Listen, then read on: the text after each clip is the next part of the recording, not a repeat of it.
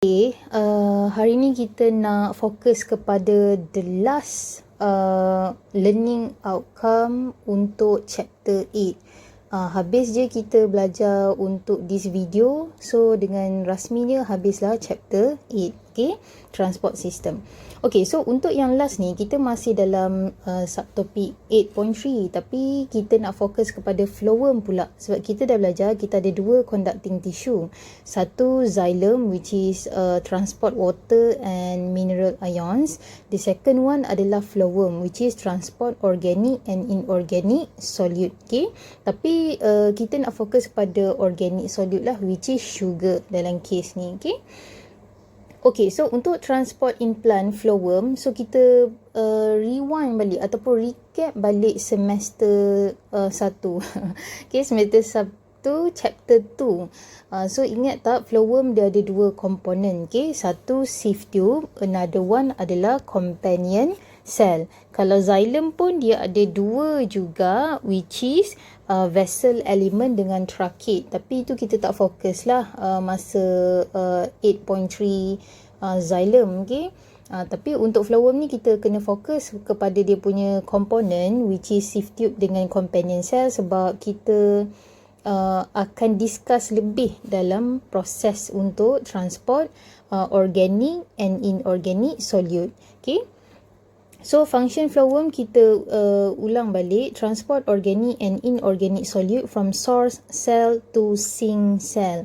Okay, kita nak fokus pada organic solute sebab organic ni kita nak refer pada sugar lah, sebab all carbohydrates adalah organic sebab dia made up of carbon, hydrogen, oxygen. Okay, and then dia kata daripada mana kita nak transport organic solute ni kalau phloem. So sudah pasti daripada source cell kepada sink cell. Source cell ni adalah tempat di mana kita buat organic solute tersebut.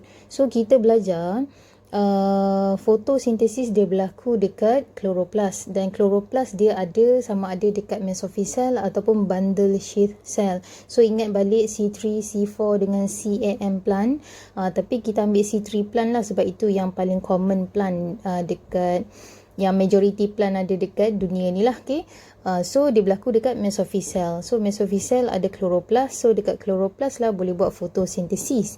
And we know that produk daripada fotosintesis adalah sugar, which is lebih spesifik adalah glucose. Okay, sebab itulah kita nak transport organic solute, which is glucose tu, daripada source cell, tempat di mana dibuat, kepada sink cell, tempat di mana glukos tersebut diperlukan sebagai energi. Okay, boleh faham?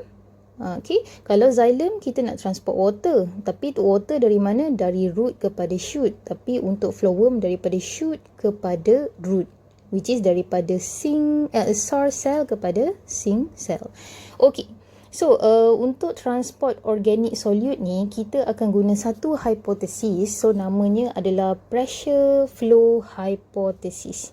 Okay, so pressure, kenapa pressure? Sebab dia ada kaitan dengan pressure untuk tolak solute tu ataupun sugar tu atas ke bawah lah sepanjang phloem. Okay, flow tu, yes, flow tu maksudnya atas ke bawah juga. Okay, pressure flow hypothesis. Okay, so ini gambar yang saya dah lukis. Saya zoom out. So kalau nak lukis dulu boleh, and then kita boleh buat sama-sama lah proses tersebut. Okay, so kita mula.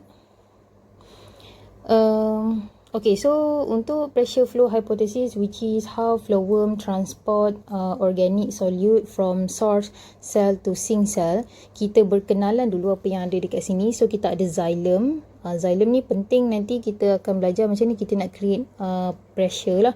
Okay, and then kita ada phloem. So phloem saya bagi tahu dia ada dua komponen. Satu sieve tube, so ni sieve tube. Another one adalah companion cell. Okay, so companion cell ni dia dead at maturity. Dead at maturity maksudnya dia bukan mati bila dia dah matang, tapi dia tidak ada nukleus bila dia dah mature. Okay, jadi apa function companion cell ni kepada phloem sieve tube? So function dia untuk unload dengan load sugar, okay, kepada sieve tube. Sebab apa? Sebab companion cell yang ada mitochondria. So kita tahu mitochondria adalah site of energy production. So mitochondria ni lah yang akan tolong load dengan unload. Maksudnya masukkan sugar ke dalam sieve tube ataupun keluarkan balik sugar daripada sieve tube. Okay, sebab tu ada mitochondria dekat sini lah.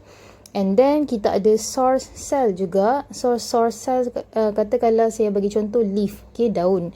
So dekat daun, bila kita kata source cell, maksudnya kita akan ada chloroplast lah, sebab kita nak produce sugar to be transported into the sieve tube and then to be taken away to the any parts of the plant that need sugar as a energy. Okay, boleh faham? Okay, untuk yang bawah still kita ada companion cell juga. Dia mesti duduk sebelah-sebelah dengan sieve tube lah, sebab dia dua komponen of phloem. Okay, sebelah companion cell katakanlah kita ada sink cell. So contoh sink cell adalah root, stem ataupun storage organ. Fruits pun boleh jadi jugalah. So paling famous sekali example dia adalah root. Okay, paling senang nak ingat lah. Okay, so jom kita mula.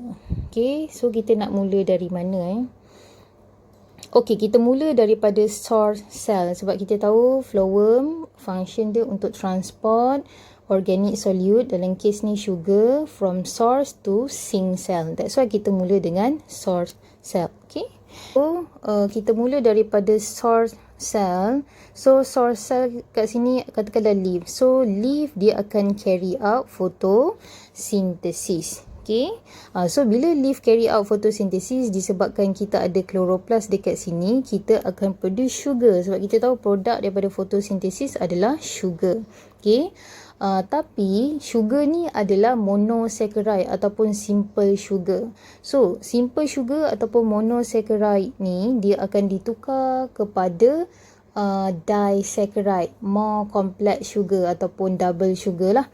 So produk daripada fotosintesis glucose. So glucose ni akan ditukar kepada sucrose. Okay, sucrose adalah disaccharide. So saya pun lukislah dekat sini sucrose. So bulat-bulat ni adalah sucrose. Okay, boleh?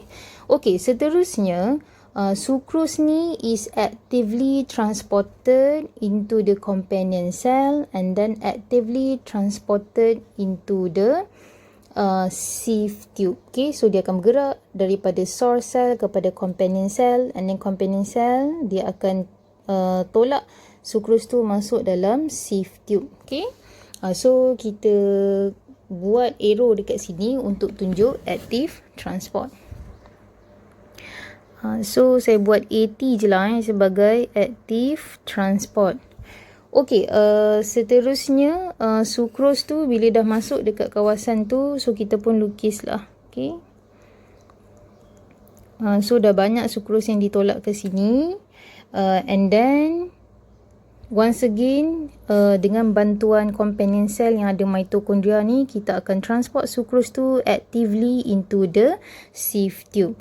So once again dah banyak dah sucrose yang masuk ke dalam sieve tube. So kita lukis banyak-banyak sikit lah. Sebab apa?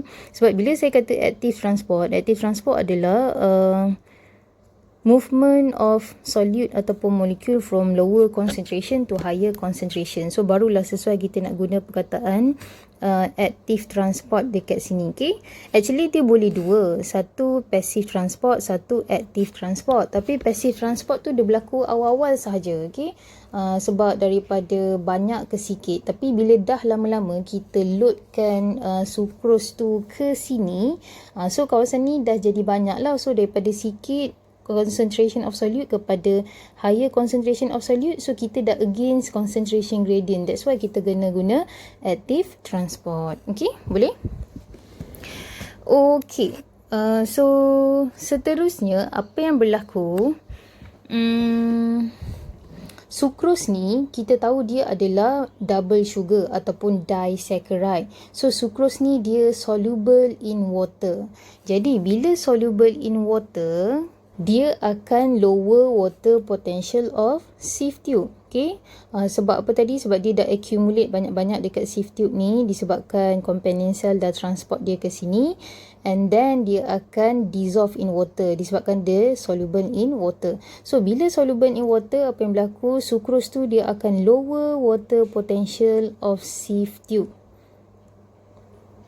Okay, so water potential sieve tube bahagian atas ni dekat source cell ni akan rendah. Okay, so bila water potential rendah, apa yang berlaku? Kita tahu belah sini xylem. Xylem function dia untuk transport water. So bila transport water, maksudnya kawasan dekat source cell ni, xylem adalah higher water potential. Dan kita tahu water dia punya tendency adalah dia akan bergerak daripada high water potential into low water potential. Jadi water dia akan enter daripada xylem masuk ke dalam phloem sieve tube by osmosis. Okay, so kita pun buatlah anak panah ke sini. So dia masuk. Alamak, tak cantik warna tu. Okay, so kita buat anak panah ke sini, dia masuk ke dalam phloem sieve tube. So kalau soalan tanya secara apa? So secara osmosis. Okay, okay, boleh? Okay, jadi bila water dah masuk daripada xylem kepada phloem sieve tube, so dia akan create high hydrostatic pressure. So sekarang ni apa yang berlaku adalah dekat sini dah jadi high hydrostatic pressure. So ingat tak saya ajar hydrostatic pressure adalah pressure to push fluid. Dia punya keyword adalah push, okay, ditolak. So bila ditolak, maksudnya ditolak ke mana? Sucrose tu akan ditolak ke bawah.